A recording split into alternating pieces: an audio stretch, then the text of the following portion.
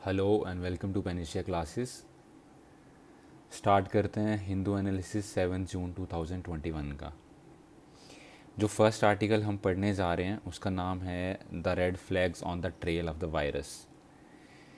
ये लिखा है मिस्टर जयंत प्रसाद ने। ये एक फॉर्मर डिप्लोमेट हैं।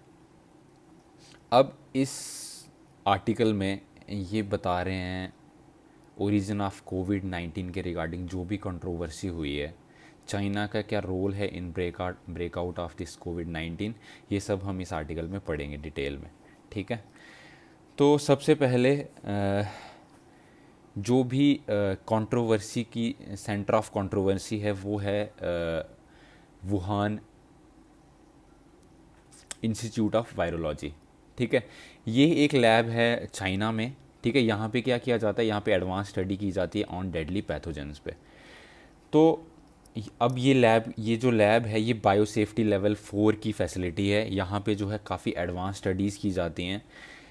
लेकिन इस लैब में कोविड 19 आने से पहले, कोविड 19 अभी आया नहीं था, कोविड 19 आने से पहले ही अमेरिका के ही कुछ इंस्पेक्शंस इंस्टीट्यूट्स ने और इसराइल की इंटेलिजेंस एजेंसीज़ ने काफ़ी सेफ्टी कंसर्न्स जो हैं वो शो किए थे रिगार्डिंग दिस लैब। ठीक है, कि यहाँ पे जो है सेफ्टी प्रोटोकॉल्स अच्छे से फॉलो नहीं किए जाते हैं, एक्सपीरियंस लोग यहाँ पे अच्छे सही तरीके से काम नहीं कर रहे हैं। लेकिन इन सब चीज़ों पे उस टाइम पे किसी ने भी ध्यान नहीं दिया। नाउ कोविड 19 2019 में इसके केसेस हमें स्टार्टिंग में देखने को मिलते हैं चाइना में। अब चाइना ये बोलता है कि जो ये केस है, जो ये कोविड 19 है, ये कहाँ से आया है। उन्होंने बोला कि ये हमारी वेट मार्केट से आया है। ठीक है, जहाँ पे एनिमल जहाँ पे जो है ये एनिमल मीट वहाँ पे मिलता था, उस मार्केट से इन्होंने बोला ये आया है। मोस्ट प्रोबेबली जो है बैड कंजम्पशन से ये ह्यूमन में आया है। ठीक है, तो उन्होंने बोला कि ये नेचुरल जूनोसिस है। जूनोटिक डिजीज़ वो डिजीज़ होते हैं जो एनिमल से ह्यूमन में आते हैं। ठीक है, अब चाइना की ये थ्योरी पे किसी ने भी विश्वास नहीं किया इतने अच्छे से। ठीक है, क्योंकि जिस तरीके से चाइना में हमें कोविड देखने को मिला है, स्टार्टिंग में तो चाइना में हमें केसेस देखने को मिले, लेकिन डिस्पाइट उसके बाद क्या हुआ, एक अचानक से ही वहाँ पे रुक गए केसेस। 89,000 के बाद तो वहाँ पे ऐसे केसेस रुक गए, उसके बाद केसेस बढ़े ही नहीं। बाकी पूरे वर्ल्ड में आपको केसेस बढ़ते हुए दिखाई दिए, चाइना में केस स्टैग्नेंट हो गए। चाइना में जो है जो लास्ट ईयर का ग्रोथ रेट है, बाकी पूरी वर्ल्ड में हर कंट्री का जो ग्रोथ रेट है वो नेगेटिव में है, और चाइना का ग्रोथ रेट फिर भी पॉजिटिव में चल रहा है। तो काफ़ी ज़्यादा कंसर्न्स हैं, काफ़ी ज़्यादा बाकी कंट्रीज़ का ये मानना है कि कहीं ना कहीं हो सकता है कि चाइना का इस वायरस को लीक करने में हो सकता है इनका कुछ इंटेंशनल जो है वो रीजंस हो सकते हैं। इन्होंने खुद ये as a bio weapon use किया, ऐसी कुछ थ्योरीज़ हैं। इसी ऐसी एक थ्योरी जो है वो लैब लीक थ्योरी भी है, उसके बारे में भी हम डिटेल में पढ़ेंगे कि ये सब क्या है। नाउ जब स्टार्टिंग में ये लैब लीक थ्योरी आई तो उस टाइम पे क्या हुआ, उस टाइम पे डब्ल्यू ने अपनी एक टीम भेजी इन्वेस्टिगेशन करने के लिए चाइना में। लेकिन चाइना ने वहाँ पे जो है इन्वेस्टिगेशन में उतना अच्छे से साथ नहीं दिया, उन्होंने इन्वेस्टिगेशन को डिसरप्ट किया।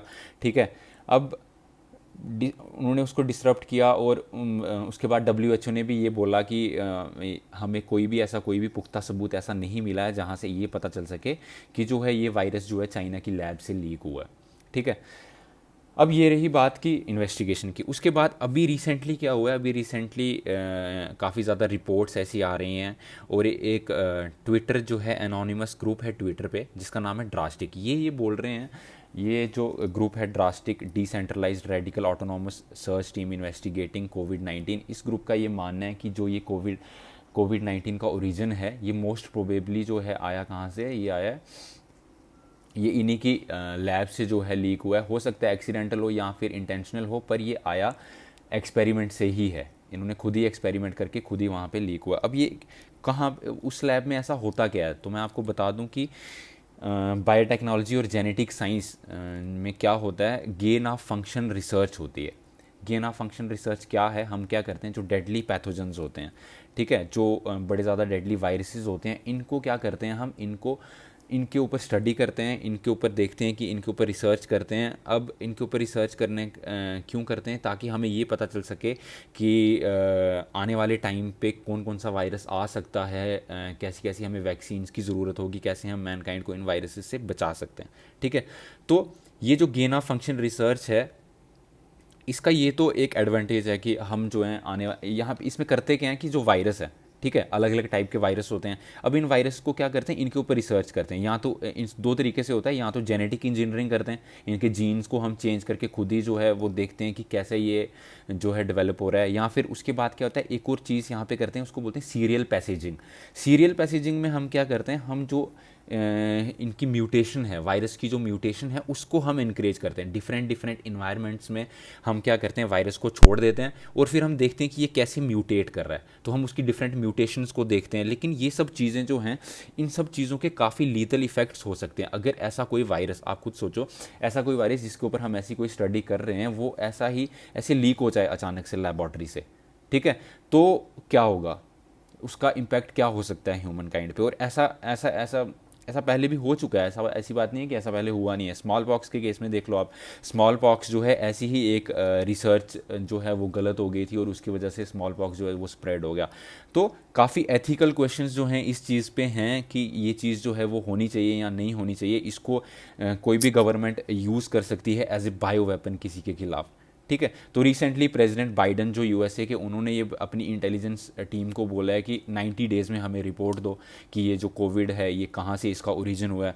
अब यूएसए के बारे में आपको बता दूं कि ये अभी तो ऐसा लग रहा है आपको कि ये काफ़ी इस चीज़ में वो कर रहे हैं कि चाइना को अपोज कर रहे हैं, लेकिन हमें ये भी पता चला है कि जो इनिशियली जो कोरोना वायरस पे रिसर्च हो रही थी वुहान इंस्टीट्यूट ऑफ वायरोलॉजी में, जो इस टाइम पे सेंटर ऑफ कंट्रोवर्सी बना हुआ है, वहाँ पे जो इनिशियल रिसर्च हो रही थी उसको जो फंड किया गया है वो यूएस की ही एजेंसीज़ ने उसको फंड किया गया था। यूएस की दो एजेंसीज़ हैं, USNIH और NIAID, इन्होंने ही इसको फंड किया हुआ है। अब इसके साथ ही एक नाम जो है डॉक्टर पीटर डाजक, ये जो डॉक्टर हैं ये इनका एक इंस्टीट्यूट है इको हेल्थ अलायंस करके, ठीक है, इको हेल्थ अलायंस करके इनका एक इंस्टीट्यूट है। ये क्या कर रहे थे, ये कोविड-19 आने से पहले ही क्या कर रहे थे, इसके ऊपर जो सार्स कोरोना वायरस है इसके ऊपर जो है स्टडीज़ कर रहे थे। कहाँ पे, चाइना में जाके, चाइना की वेरियस लैब्स, वेरियस इंस्टीट्यूट्स को ये फंड कर रहे थे। और इन्होंने ये कोरोना वायरस आने से पहले ही ये बोला था कि जो है हो सकता है सार्स कोरोना वायरस की डिफरेंट म्यूटेशंस, 100 मोर म्यूटेशंस हमें आने वाले टाइम में देखने को मिलें, ठीक है। तो ये सब काम तो वहाँ पे पहले से चल ही रहा था। अब जो है अमेरिका क्यों चाइना को क्यों फंड करेगा, वो खुद क्यों नहीं कर सकता अब, क्योंकि देखो सबसे पहले जो ऐसी चीज़ें हैं, ऐसे जो एक्सपेरिमेंट्स हैं, इनको ऐसे ओपनली आप नहीं कर सकते। एक तो क्योंकि इसके ऊपर एथिकल क्वेश्चंस जो हैं काफ़ी ज़्यादा उठते हैं, तो उन्होंने इसीलिए ये जो है चाइना, उनको सेफ़ लगा कि चाइना में जो लैब्स है वहाँ पर इनको करते हैं तो हमारे ऊपर कोई सवाल नहीं उठाएगा, ठीक है। तो इसीलिए जो ये है ये चीज़ अभी जो है इतनी ख़तरनाक साबित हो चुकी है। अब आने वाले टाइम में क्या हो सकता है, देखो, एक तो हमारे पास आने वाले टाइम में क्या हम कर सकते हैं, हमारे पास एक कन्वेंशन है जिसका नाम है बायोलॉजिकल वेपन कन्वेंशन, ठीक है। बायोलॉजिकल वेपन कन्वेंशन जो क्या है, 1972 में ये आई थी। इसको 183 कंट्रीज़ अभी तक रेटिफाई कर चुकी हैं, इनमें इंडिया भी है, चाइना भी है, यूएस, ये बड़ी बड़ी कंट्रीज सारी हैं। ये जो है ये क्या करती है, ये बायोलॉजिकल, ये रोकती है किसी भी कंट्री को कि वो जो है ऐसे बायोलॉजिकल वेपन्स ना ही बनाए, ना ही उनको किसी को सप्लाई करे, ना ही स्टॉक पाइल करे, ये इन सब चीज़ों को रोकती है, ठीक है। लेकिन यहाँ पे क्या है, इसके कुछ ड्रॉबैक्स हैं कि यहाँ पे अभी कोई ऐसा कोई लीगल मैकेनिज़्म इस कन्वेंशन का नहीं है जिसमें वेरिफिकेशन, कंप्लाइंस या फिर इन्फोर्स किया जा सके लॉज को, ऐसा कुछ भी मैकेनिज़्म यहाँ पे नहीं है। तो फ्यूचर में प्रिवेंशन के लिए, हम जैसे अभी हमें पता नहीं है कि कोविड-19 जो है क्या चाइना की लैब से आया था और या फिर नहीं आया था, और इस चीज़ का पता लगाना इस टाइम पे बहुत मुश्किल है। क्योंकि स्टार्टिंग में ही चाइना ने क्या किया था कि चाइना ने जितने भी इसके खिलाफ उनको जितने भी सबूत या फिर जितने भी एविडेंसेस जो हैं मिल सकते थे, उन्होंने उस चीज़ को बड़े ही अच्छे तरीके से मैनिपुलेट कर दिया हुआ है। तो अभी इस टाइम पे ये चीज़ पता लगाना कि क्या ये चीज़ कहाँ से इसका ओरिजिन है, तो ये तो मुझे लगता नहीं है कि कभी आने वाले टाइम में लगेगा। अगर लग जाए तो बहुत अच्छी बात है, बट आने वाले टाइम में हम कैसे इस चीज़ को रोक सकते हैं, हमें जो है जितने भी ये रिसर्च इंस्टीट्यूट्स हैं, जितनी भी ये लैब्स हैं जहाँ पे जो है गेन ऑफ फंक्शन रिसर्च की जाती है, इनके ऊपर हमें जो है स्ट्रिक्ट आय रखनी होगी। इनके ऊपर हमें ध्यान रखना होगा कि ये चीज़ें जो हैं हमारे कंट्रोल के बाहर नहीं चली जाएं, क्योंकि एक बार ये चीज़ें अगर कंट्रोल से बाहर चली जाएंगी तो फिर ऐसा ही होगा जैसे अभी हमें कोविड-19 के केसेस में देखने को मिल रहा है, ठीक है। तो एक और स्टडी जो हमें देखने को मिली है इसी आर्टिकल में मैंने जो पढ़ा वो ये था कि 2012 में चाइना की माइंस में, चाइना में कुछ ऐसी कहीं पे माइंस में ऐसा कोविड लाइक इन्फेक्शन देखने को मिला था। ठीक है, 2012 में। तो हो सकता है वो स्टार्टिंग पॉइंट हो जब उसके बाद उन्होंने इस पे रिसर्च करना शुरू की हो, लैब्स में इसको म्यूटेट करवाया और कहीं एक्सीडेंटली ये लीक हो गया। तो ये एक पॉसिबल हाइपोथेसिस है कि ऐसा कुछ हो सकता है, पर अभी हम इसके ऊपर कुछ भी बोल नहीं सकते। बट इस चीज़ से हमें काफ़ी कुछ सीखने को मिल सकता है कि हमें कैसे जो है फ्यूचर में ऐसी आउटब्रेक को प्रिवेंट हम कर सकते हैं। ठीक है, that is all from this article. उसके बाद एक आर्टिकल जो है नेक्स्ट आर्टिकल जो है ये हिस्ट्री के रिलेटेड है। अंबेडकर एंड बुद्धिज़्म, अंबेडकर जी का बुद्धिज़्म के साथ क्या लिंक था, इसके ऊपर ये आर्टिकल है। ठीक है, देखते हैं हम इस आर्टिकल में क्या है। सबसे पहले बी आर अम्बेडकर जो हैं आप सभी जानते हैं कि he is the father of our constitution. ठीक है, अब B R Ambedkar belongs to a Dalit family, Dalit उनका बैकग्राउंड था। इस इंसान के बारे में आपको एक चीज़ बता दूं कि जितना इस बंदे ने इंडिया में सफ़र किया है एज मतलब दलित होने क्योंकि ये दलित थे उसकी वजह से जितना इनको सफ़र करना पड़ा है शायद ही किसी और को करना पड़ा हो। ठीक है, एक वेल एजुकेटेड बंदा जिसके पास बहुत सारी एजुकेशन, इनके पास इन्होंने बहुत सारी पढ़ाई की थी बाहर से, इंडिया से, बाहर से, इनके पास इतनी सारी डिग्रीज हैं। आप जब आप पढ़ोगे इनके बारे में आपको पता चलेगा कि कितना वेल एजुकेटेड ये बंदा है। और इनको इतनी ज़्यादा डिस्क्रिमिनेशन देखने को मिली है, इतनी ज़्यादा डिस्क्रिमिनेशन सही है अपने बचपन से लेके, और ऐसा नहीं बचपन से लेके जब ये पढ़ लिख कर वापस आए बाहर से उसके बाद भी इनको डिस्क्रिमिनेशन का सामना करना पड़ा। जब इनकी जॉब लगी उसके बाद भी इनको काफ़ी डिस्क्रिमिनेशन का सामना करना पड़ा। तो एक कहानी सुनाता हूँ इनकी कि बचपन में जब ये स्कूल में पढ़ते थे, जिस स्कूल में ये पढ़ते थे वहाँ पे अलग से इनके लिए टाट बिछाया जाता था। ठीक है, इनको बाकी बच्चों के साथ बैठ नहीं सकते थे ये, क्योंकि ये दलित थे। अच्छा, उसके बाद अगर इनको पानी पीना होता था तो ये क्या करते थे, स्कूल में जो मतलब कॉमन टैप जो था जिससे सारे पानी पीते थे, ये उस टैप से पानी नहीं पी सकते थे। इनको क्या करना पड़ता था, वहाँ पे जो मेड, स्कूल की मेड थी वो ही इनको पानी दे सकती थी निकाल के, क्योंकि अगर ये टैप को छुएंगे तो टैप गंदा हो जाएगा क्योंकि ये दलित हैं।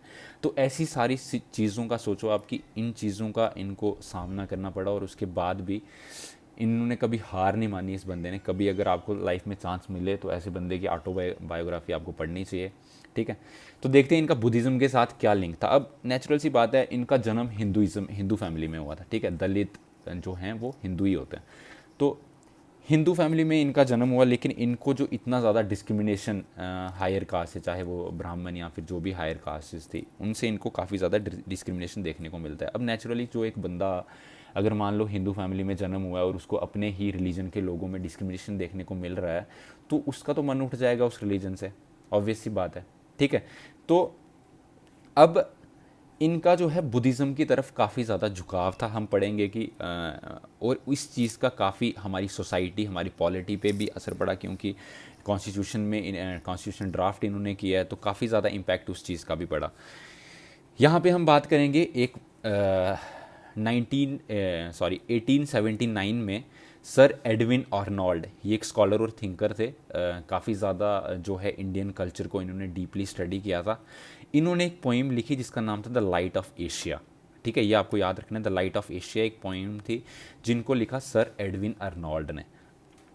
इस पोइम में इन्होंने क्या लिखा, इन्होंने बुद्धिज़्म के बारे में लिखा। और इस पोइम के बाद ही, ये लिखने के बाद जो है बुद्धिज़्म जो है पॉपुलर हुआ वेस्टर्न वर्ल्ड में। ठीक है, और इंडिया में भी काफ़ी ज़्यादा कल्चरल अवेकनिंग हुई। इंडिया के जो भी टॉप लीडर्स थे उन्होंने जब ये चीज़ें पढ़ी तो उनको पता चला कि बुद्धिज़्म में क्या क्या चीज़ें हैं, कैसे जो है बुद्धिज़्म इतना अच्छा है, ये सब चीज़ें। तो काफ़ी जो सर एडविन अर्नोल्ड थे वो बुद्धिज़्म से काफ़ी ज़्यादा प्रभावित थे। सर एडविन अर्नोल्ड और जो मैडम ब्लैवेट्स्की और ऐसे बहुत सारे जो फॉरेनर्स थे जिन्होंने जो है हिंदुज़म के रिलेटेड जितने भी ये स्क्रिप्चर्स थे या फिर हिंदुज़म के रिलेटेड जितने भी धार्मिक चीज़ें थी उनको डीपली पढ़ा, उनको समझने की कोशिश की कि कैसे यहाँ पे रिलीजन काम कर रहा है, कैसी चीज़ें होती हैं। तो अंबेडकर पे काफ़ी ज़्यादा इन्फ्लुएंस पड़ा इसका द लाइट ऑफ एशिया का।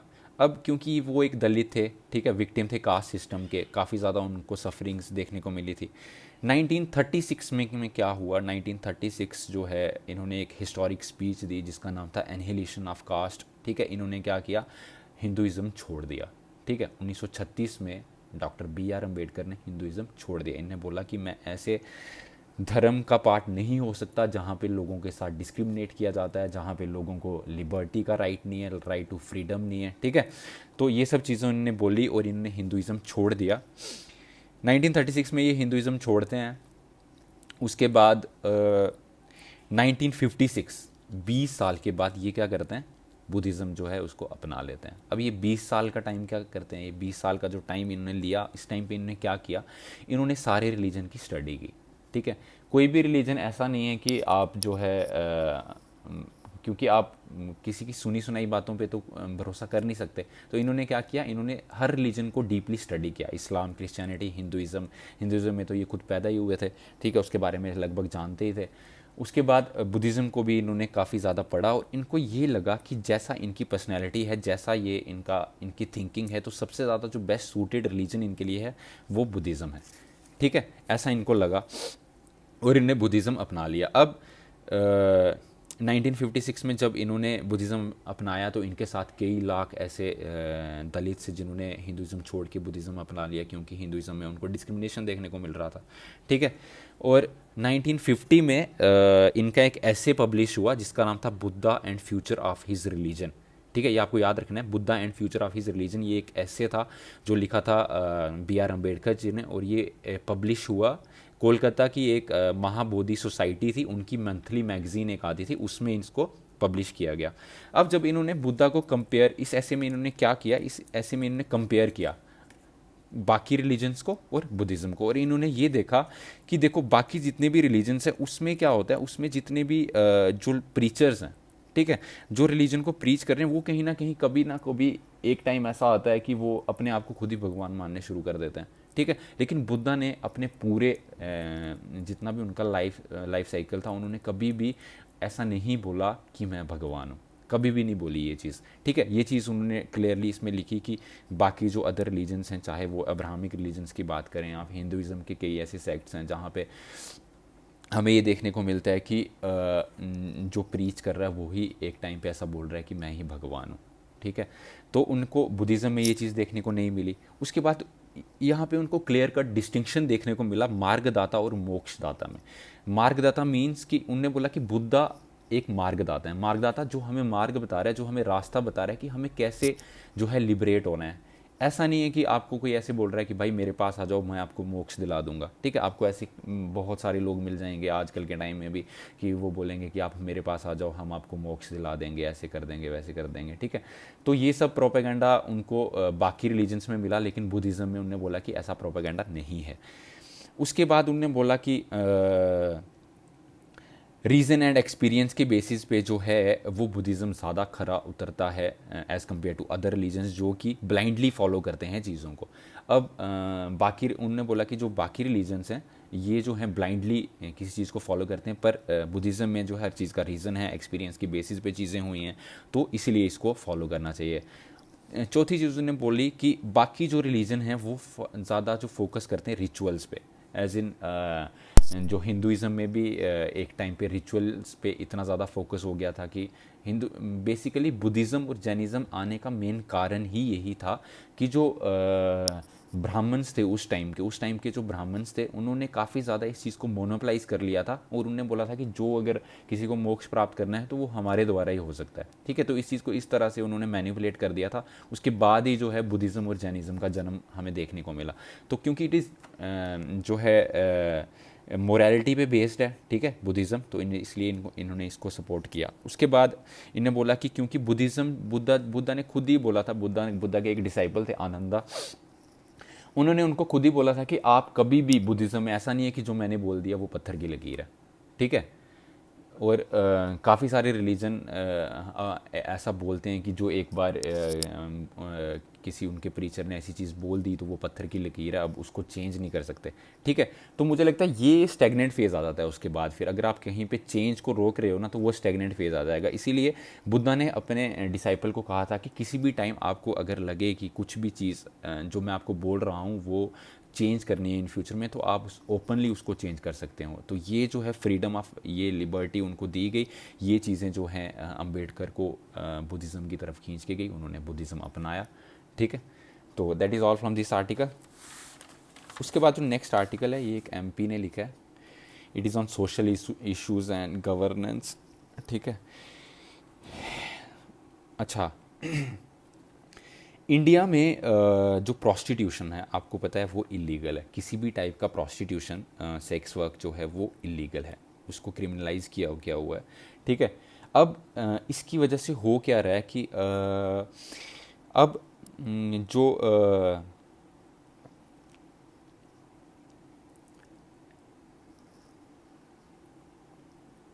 सॉरी, इसकी वजह से क्या हो रहा है कि जो कोई भी चीज़ को जब हम क्रिमिनलाइज करते हैं तो उसके ऊपर क्या होता है, अंडरग्राउंड वो चीज़ें होना शुरू हो जाती हैं, ठीक है।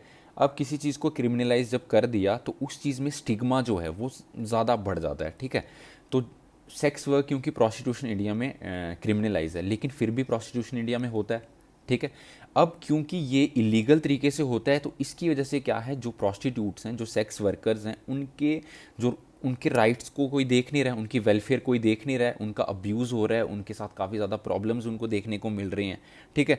अब जो आजकल की लिबरल सोसाइटीज़ हैं, जो लिबरल डेमोक्रेसीज़ हैं, वहाँ पे ये मानना है कि जो सेक्स वर्क है या फिर जो प्रोस्टिट्यूशन है, जो अपनी मर्ज़ी से लोग ये कर रहे हैं। देखो दो चीज़ें हैं यहाँ पे, मोरालिटी की जब बात आती है तो दो चीज़ें हैं। एक तो है कि प्रोस्टिट्यूशन ऑफ माइनर गर्ल्स, ठीक है, जो बिलो द एज ऑफ 18 है, जो माइनर गर्ल्स हैं, अगर उनको प्रोस्टिट्यूशन में धकेला जा रहा है, फोर्स्ड प्रोस्टिट्यूशन है, तो वो तो इलीगल है, ठीक है, उसको तो क्रिमिनलाइज करना ही है, ठीक है। लेकिन कहीं पे जो एडल्ट सेक्स वर्कर्स हैं, जो कंसेंट से, अपने कंसेंट से जो है अपना लाइवलीहुड चलाने के लिए जो है ये चीज़ कर रहे हैं, क्योंकि देखो यहाँ पे बात आती है कि जो हमारी बॉडी है, ठीक है, जो हमारी बॉडी है वो क्या है, वो एक इंडिविजुअल बॉडी है, उसके ऊपर इंडिविजुअल राइट है, ठीक है। तो स्टेट उसमें इंटरफेयर नहीं कर सकता ना। स्टेट नहीं बोल सकता कि आप अपनी बॉडी के साथ क्या कर रहे हो भाई, क्यों कर रहे हो। लेकिन ये एक मोरालिटी का क्वेश्चन है, इसको हम ऐसा नहीं बोल सकते कि आप खुले में कुछ भी करो, ठीक है ना। तो एक स्टिग्मा है अब, क्योंकि अब प्रोस्टिट्यूशन जो है सोसाइटी में है, चल रहा है, सबको पता है कि प्रोस्टिट्यूशन होता है। क्रिमिनलाइजेशन होने की वजह से उसके ड्रॉबैक्स क्या हैं कि जो सेक्स वर्कर्स हैं उनके कोई राइट्स नहीं है, उनकी हरासमेंट हो रही है, उनको सेक्सुअली ट्रांसमिटेड इन्फेक्शंस का सामना करना पड़ रहा है, ठीक है। काफ़ी केसेस में हमें वायलेंस देखने को मिलता है, ठीक है। तो अगर इसकी डीक्रिमिनलाइजेशन की, अब बहुत सारी कंट्रीज़ ऐसी हैं जहाँ पे जो है प्रोस्टिट्यूशन को डीक्रिमिनलाइज कर दिया गया चुका है। तो अगर प्रोस्टिट्यूशन को डीक्रिमिनलाइज कर दिया जाए तो कम से कम ऐसा हो सकता है कि हम उनके जो राइट्स हैं, उनकी जो डिग्निटी है, उसको जो है बेसिक लेबर राइट्स उनको दिए जाएं, ताकि जो है वो इस चीज़ को, अब जस्टिस वर्मा कमीशन जो है आफ्टर निर्भया केस जो हुआ था 2012 में, उसके बाद जस्टिस वर्मा कमीशन बनी थी, और जस्टिस वर्मा कमीशन ने ये बोला था कि जो सेक्स वर्कर्स हैं, जो अपनी मर्ज़ी से जो है अपने विल से ये चीज़ें कर रही हैं, उनका बराबर राइट है, राइट टू डिग्निटी, उनके ऊपर वायलेंस नहीं होना चाहिए, उनको बेसिक राइट्स जो है मिलने चाहिए। ऐसा ये केस बुद्धा देव कर्मस्कार केस है वर्सेस स्टेट ऑफ बंगाल, इसमें भी सुप्रीम कोर्ट ने बोला था कि प्रोस्टिट्यूट्स का भी राइट टू डिग्निटी है। तो इस चीज़ को डीक्रिमिनलाइज करने के जो है डीक्रिमिनलाइज करने की तरफ हमें सोच सकते हैं कि अगर हम जो है अंडरग्राउंड इन चीज़ों को हमें रोकना है, वायलेंस को अगर रोकना है, उनके साथ जो अत्याचार हो रहे हैं उनको रोकना है, तो ये एक तरीका है, इसको डीक्रिमिनलाइज कर सकते हैं। कहीं कहीं जगहों पे उसको बहुत सी कंट्रीज़ में ऐसा है कि कुछ कुछ स्पेसिफिक एरियाज़ ऐसे बनाए हुए हैं जहाँ पे जो है, जिनको रेड लाइट एरियाज़ बोलते हैं, वहाँ पे जो है ये प्रोस्टिट्यूशन अलाउड है, और प्रॉपर लीगल तरीके से वहाँ पे चीज़ें होती हैं, ताकि इनके जो राइट्स हैं, क्योंकि क्रिमिनलाइजेशन करने से भी हमें देखने को क्या मिल रहा है कि हमें जो वायलेंस है उनके सेक्स वर्कर्स के खिलाफ वो ज़्यादा हमें बढ़ती हुई दिख रही है, उनके राइट्स हम नहीं अपहोल्ड कर पा रहे। तो इस चीज़ के ऊपर जो है एक डिस्कशन ओपनली सोसाइटी में होना चाहिए, इस चीज़ के ऊपर कुछ लॉज तो बनने चाहिए, ठीक है। उसके बाद दो और टॉपिक्स जो हैं वो न्यूज़ में थे। सबसे पहले एक मैंगो शावर्स के बारे में आपको बता दूं। मैंगो शावर्स क्या हैं? देखो अभी आम का सीज़न चल रहा है, ठीक है ना। तो आम जब समर जो है वो ख़त्म होने वाला होता है और जो मानसून सीज़न है वो आने वाला होता है, तो प्री मानसून जो रेन्स हैं, प्री मानसून शावर्स जो केरला और कर्नाटका में होते हैं, उनको हम बोलते हैं मैंगो शावर्स, ठीक है।